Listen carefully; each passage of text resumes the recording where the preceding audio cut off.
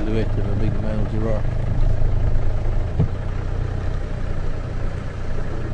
Be careful of these two big boys that are nearby. Two big male lions take you down quite easily. No, not easily. Do we know this giraffe? It's got a really stubby right horn.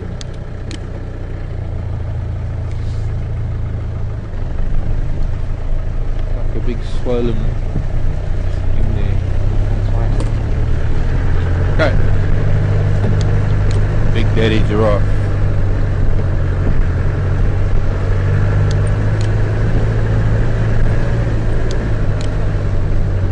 No.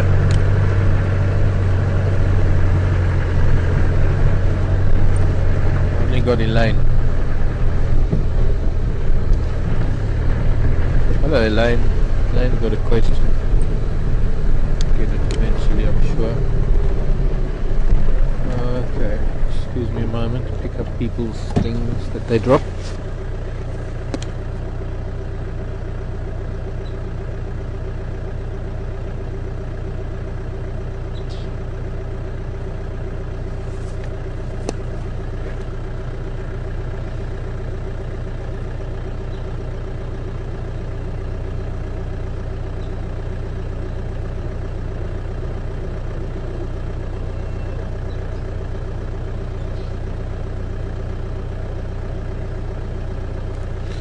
I can't believe what they put in things these days, and people don't even read labels.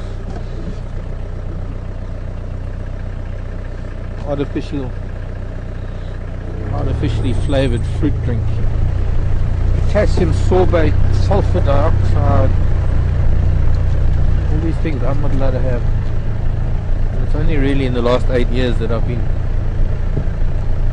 so, what's the word, banal without the B. Sulfur benzoate.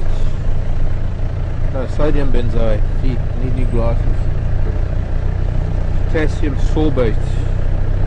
Sulfur dioxide. People put it in their bodies. What's strange is that companies are actually allowed to put those things in food. Okay, so let's see, are we going to find these boys or not? Maybe they want some Oros.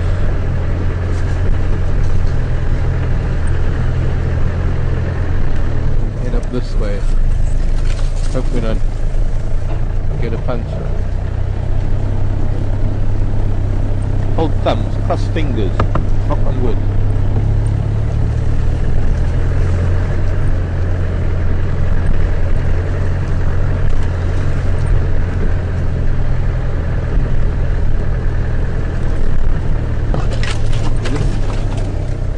Track from some months ago when could have even been the same two boys eating a buffalo here.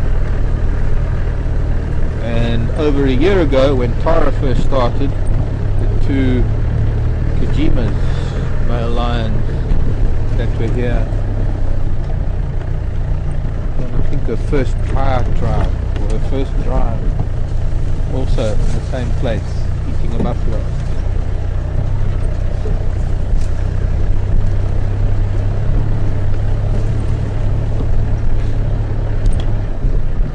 Kitty.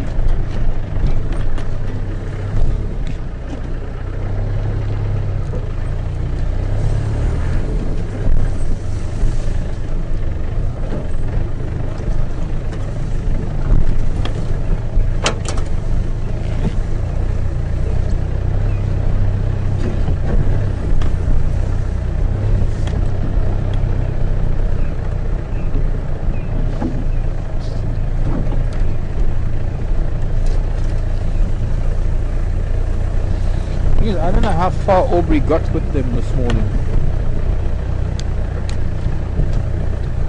Whether they settled down near here or whether they went much further.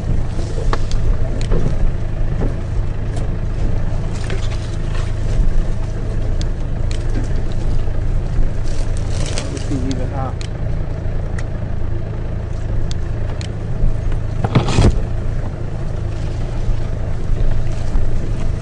Aubrey, come in. He's driving this afternoon.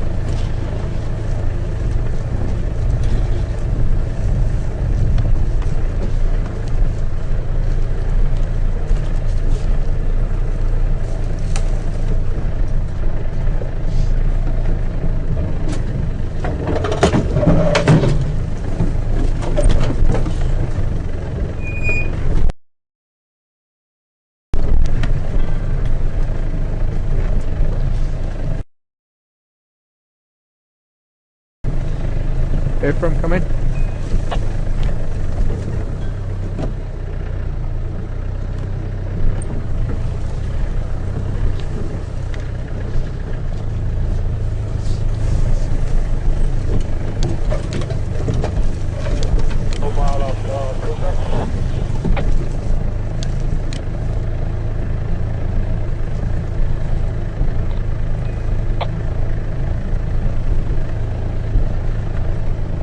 Aubrey, come in.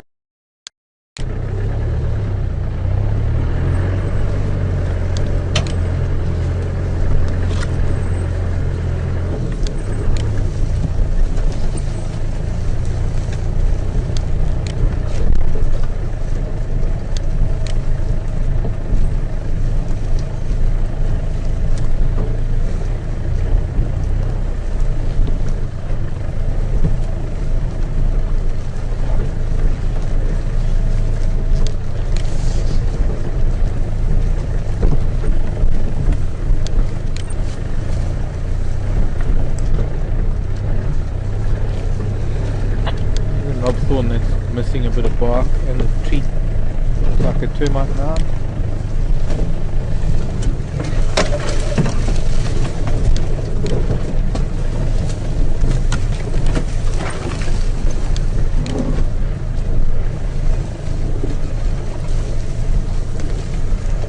I'm hoping these boys wake up if we get close to them, because if they're just lying down and sleeping and they don't wake up,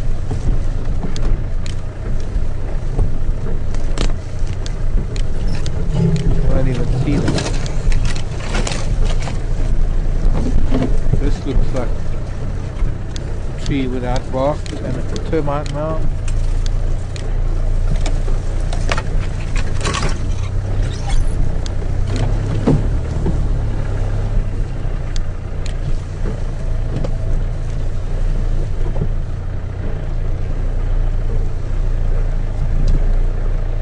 Aubrey, come in.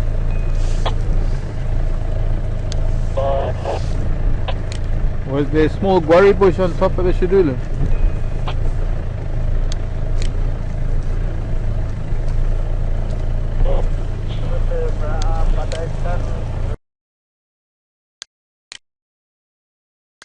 Well, we came from the southern side of the knobthorn, so they must have moved, I guess.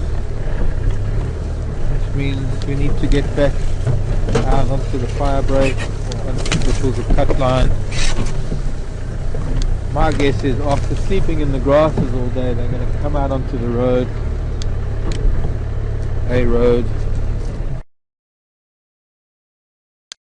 settle down.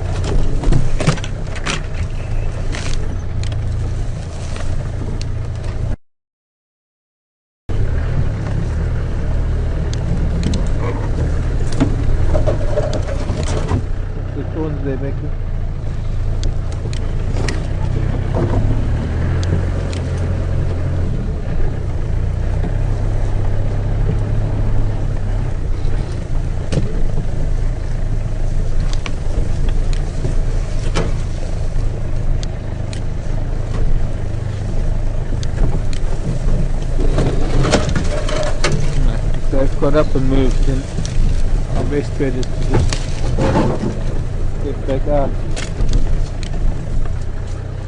and pick them up when they get to a road. If they do, or rather if we can.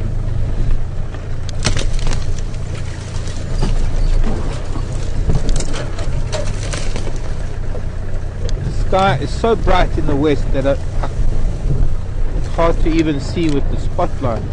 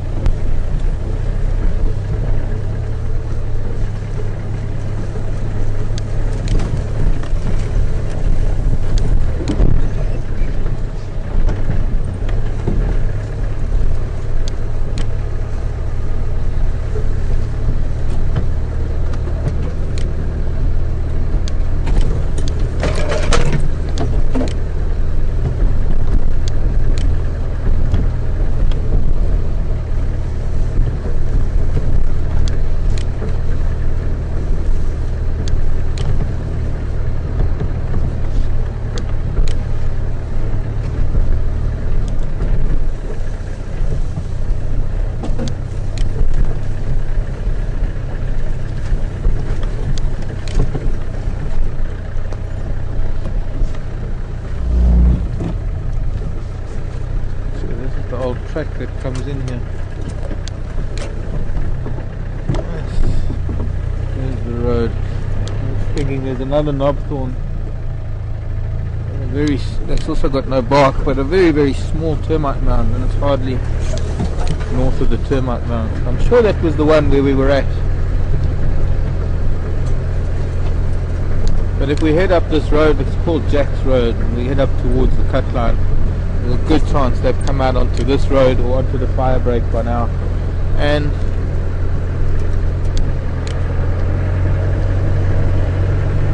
good chance that they might rest up on the road for a bit just to listen up. Also a good chance if we get up onto the fire break and onto Bibble's or cut line, we listen for a while, we might hear them calling their brothers.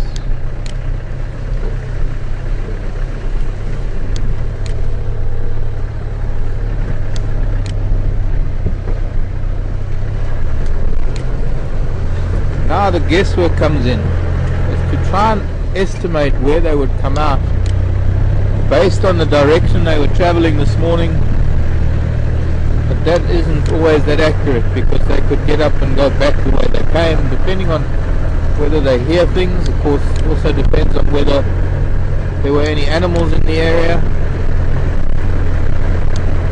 that maybe distracted them.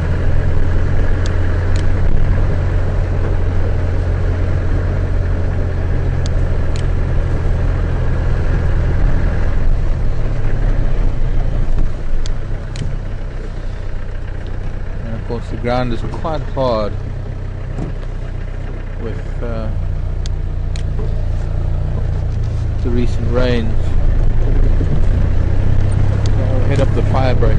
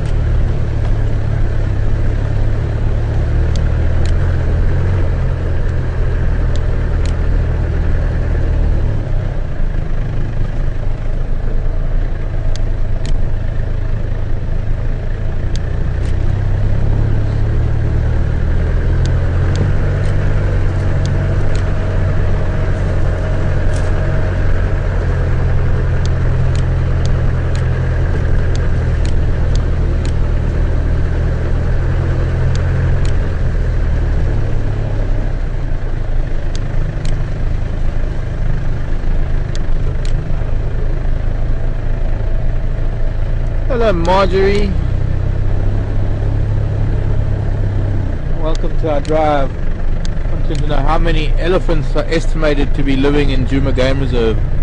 It's an impossible figure to give you, Marjorie, because one day there might be 2, another day there might be none, another day there might be 100. Djuma Game Reserve is part of a much larger area, and that very large area is home to well over 14,000 elephant. Now, we're never going to get 14,000 elephant here at Djuma. We're probably never going to get 1,000 elephant at Djuma. But you see, because there are no boundaries for the animals and the animals move freely, it's impossible to give you a figure of any number of animals that there are just on Djuma, because it's just impossible.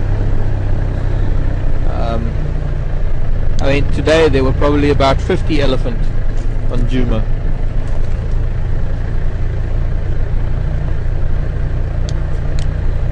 So far I haven't seen any tracks. It's quite nice and sandy here. I haven't seen any tracks of them coming out here, and this is more or less the direction that they would have taken if they carried on coming from Buffelshoek Dam in this direction. Cheetah Cut Line just up ahead. Maybe they came out on Cheetah Cut Line. We'll go up there and we'll have a look on Cheetah Cut Line, and then we'll stop and listen for a few minutes.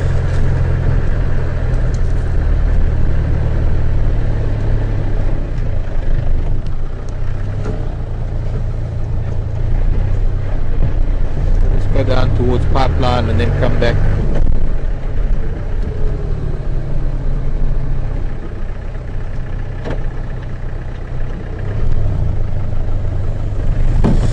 See, Marjorie, if you have to take,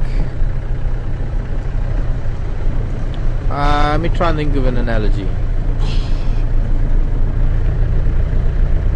Maybe it's like taking one city block out of an entire city in a you know, saying how many people are in that city block. Constantly people moving in and out of the city block. Not a great comparison, but there are, we're heading south now. South of us there's probably 100 miles or so, even more, maybe 100 miles or so of game reserve. Behind us going north there's probably another 200 miles of game reserve.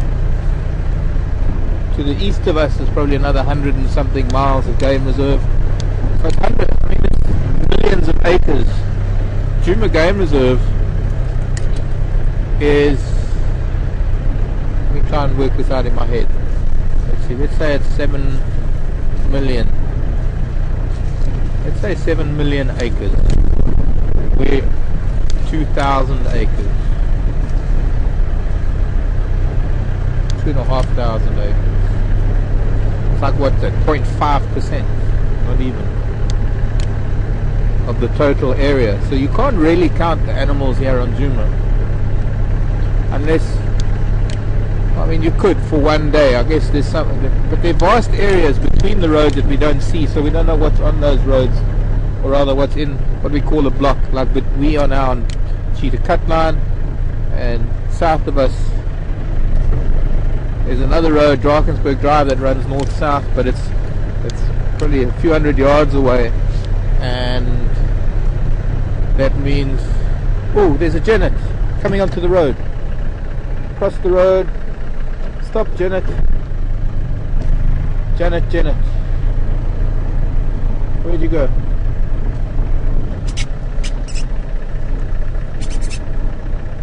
There it is.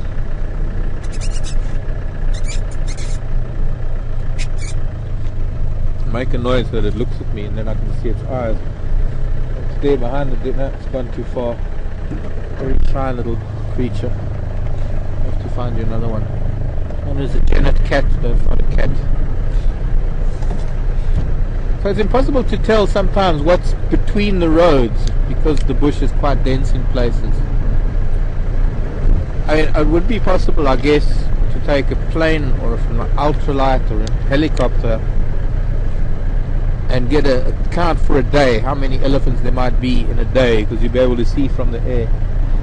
But other than that, being on the ground, it's physically impossible to tell you how many elephants there might be. Oh look, got a looper caterpillar on, must have fallen off one of the trees on the dash. So we're going to stop and listen quickly.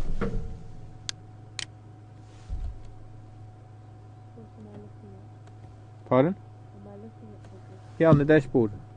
Sorry. I was looking at the spotlight. I was like, what? Becky's looking at the spotlight. Next to my bougainvillea.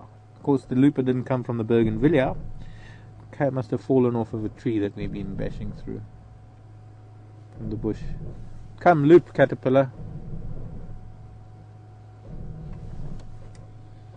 Called an inchworm because it inches along in some places of the world. We call them. This is a defense, lifting its tail like that. I need to find. I'm not too sure what its host species is. I do know that there's a species of wasp that loves these caterpillars. Back to Biffles of Cutline. That's where the boys will be. Going back to their brothers. We'll turn around here at Pipeline Road. I will find a bush willow to put this caterpillar on.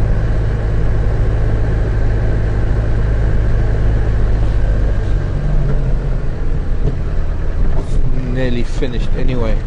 Finished, I mean, in terms of its larval stage. So I'll just put it here. Come child. There you go. No.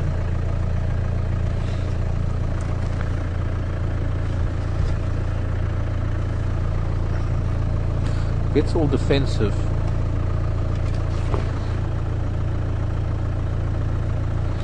Doesn't like being touched. Come on, go. There you go. Watch the wasps and the birds tomorrow.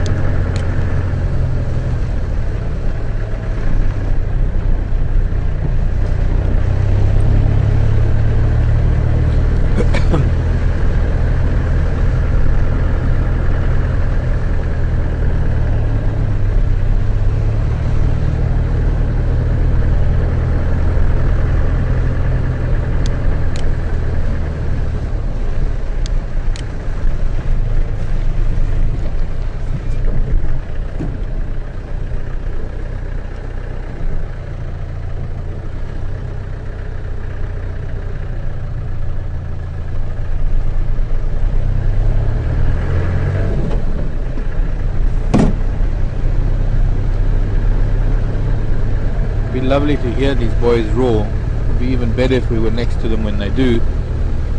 We're not doing too well with time though. Losing it fast.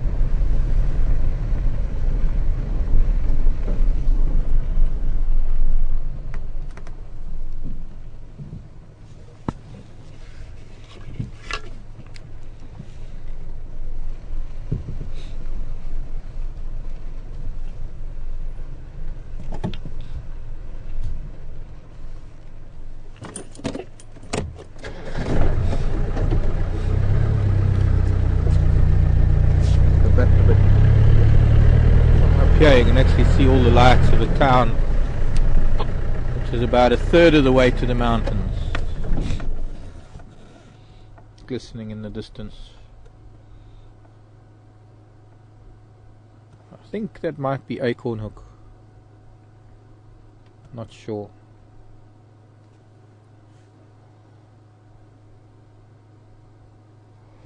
There's a line of lights. I mean, it runs all the way down the mountain, down the base of the mountains, and that's not at the base of the mountains. It's still considerably closer than that.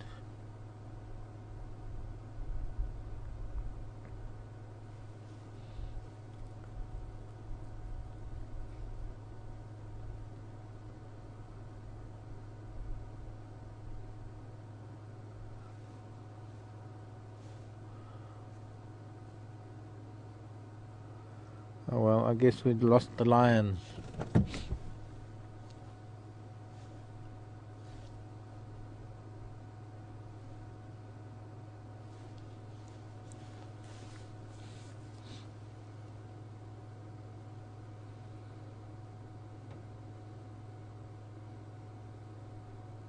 There's always a pretty glow after sunset. Okay, let's start wandering back along the cut line. We'll go to, not sure where we'll go, probably just cut line.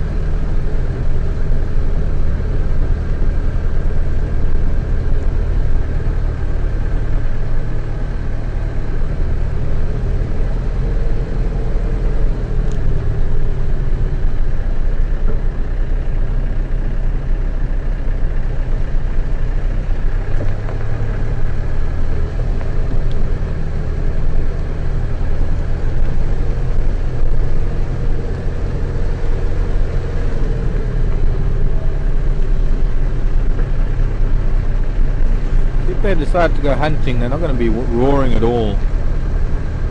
They'll be quiet. They'll get up and they'll sneak off from where they've been sleeping.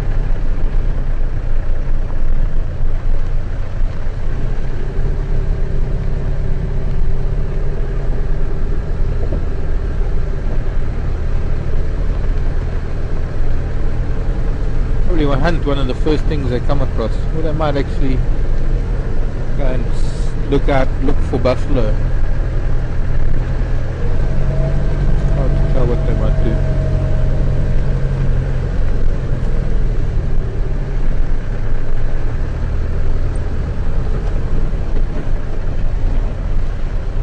And now sort of getting to an area where they came from this morning, so there's something up ahead. Bush baby jumping across the road.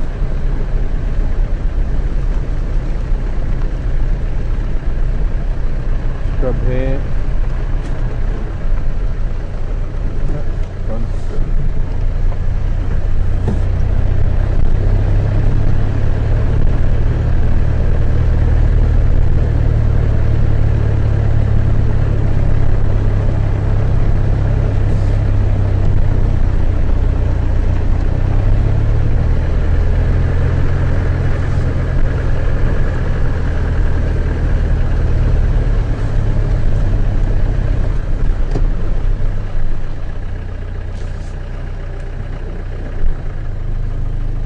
We'll get it as a bush baby here, but I don't know how we're going to get it because it's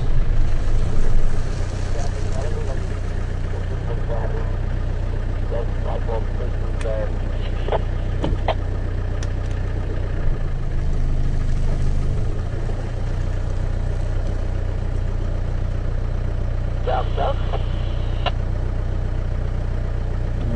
not going to see him, I'm afraid.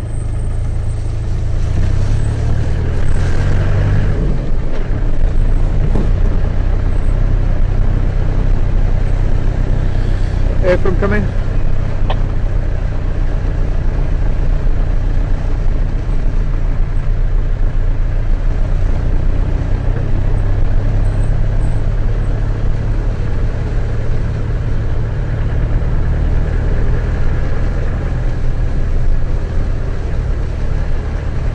Sounds like the two brothers of those lion are stalking some buffalo on Torchwood, which means that they might go that way after hearing things during the night.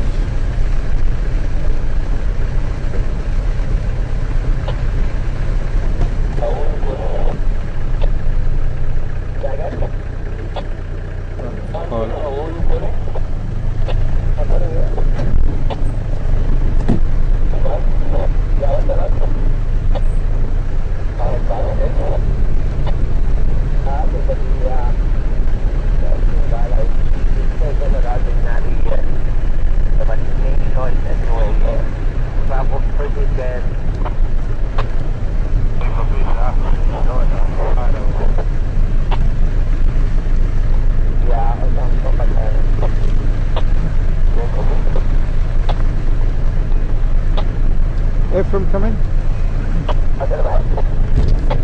Where is that happening?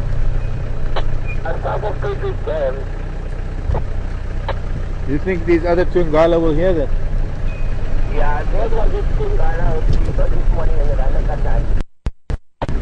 Yeah, but these other two Ngala, do you think they can hear that?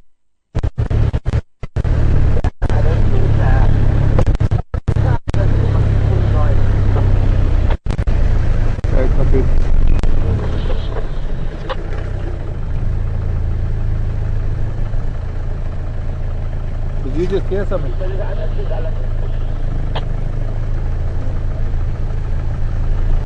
No, I couldn't find these two Ngala.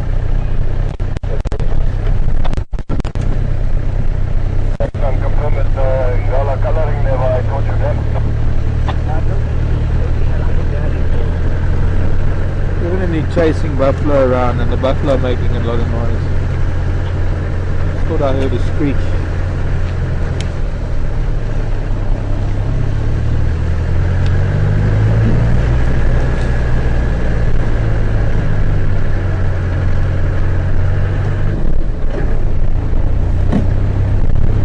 Get a few points for trying, I hope.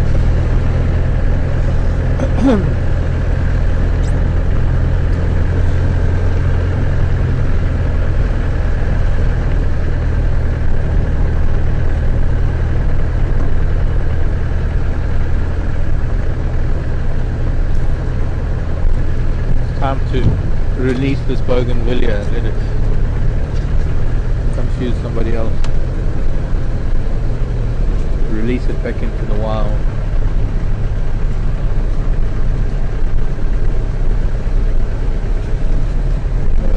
Fall off of the acacia.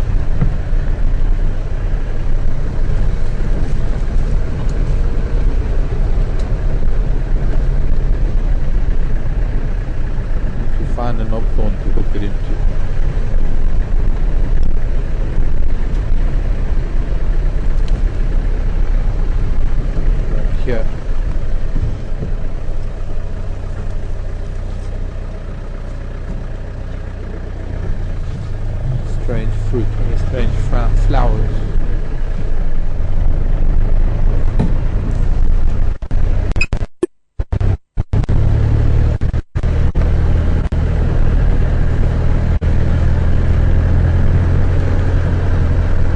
there's a good chance that commotion will attract these two males, or if they don't hear it, if their brothers make a kill within a buffalo off in Torchwood near Torchwood Dam, they will start roaring. They'll bring their brothers in. Something we'll only find out about tomorrow, I guess.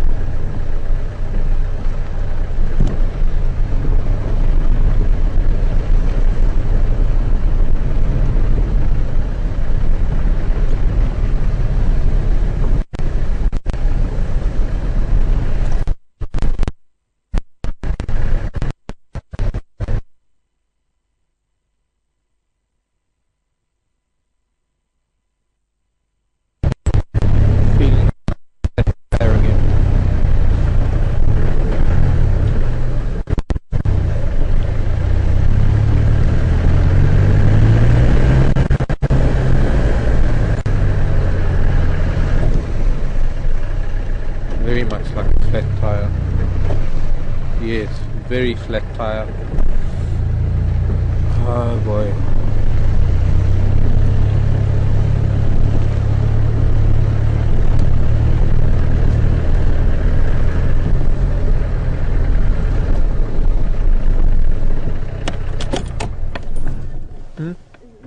No, I think it's the front.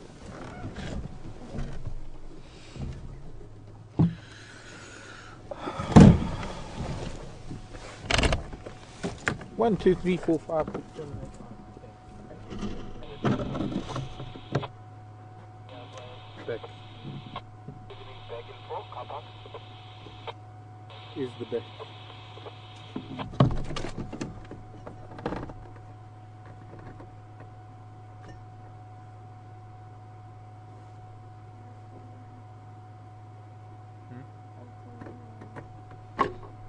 Far too far.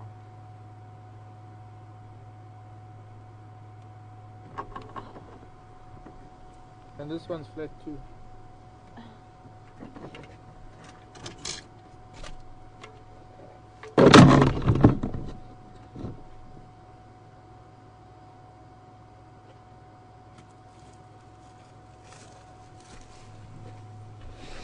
I'm gonna learn not to do that, to put the light in my eyes. Okay, we got a bit of a major problem now, I'm afraid, and probably just going to have to sign off now. I think we're fairly close to the end of drive, but well, I don't know what to say. Let me put the light on me, a little bit of light on me. But flat tire, well, almost two flat tires on the left. The car's listing quite badly, and at this stage I don't have enough tires on me to be able to get the vehicle back to camp. So I'm going to have to say goodbye. And what can I say? Teething problems, perhaps. Thanks for joining me this afternoon, and thanks for the questions. My name is Mark. You've been with us at Djuma Game Reserve, and we will see you tomorrow morning. Goodbye, everyone.